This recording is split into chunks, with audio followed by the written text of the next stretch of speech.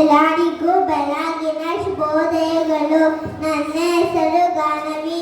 ನಾನು 1ನೇ ತರಗತಿ ಸಂಸ್ಕೃತ ವಿಭಾಗದಲ್ಲಿ ವ್ಯಾಸಂಗ ಮಾಡುತ್ತಿದ್ದೇನೆ. ಎಲ್ಲರಿಗೂ ಕನ್ನಡ ರಾಜ್ಯೋತ್ಸವದ ಶುಭಾಶಯಗಳು. ನಾನು ದ.ರಾ ಬೇಂದ್ರೆಯವರ ಬಗ್ಗೆ ಮಾತನಾಡುತ್ತಿದ್ದೇನೆ. ಕಾವ್ಯನಾಮ ಅಂಬಿಕಾತನಯ ದತ್ತ.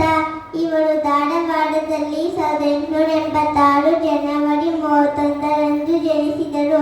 ಕವನ ಸಂಕಲನ 4 ತಂತಿಗೆ 1973ರಲ್ಲಿ ಜ್ಞಾನಪೀಠ ಪ್ರಶಸ್ತಿ ದೊರಕಿತು.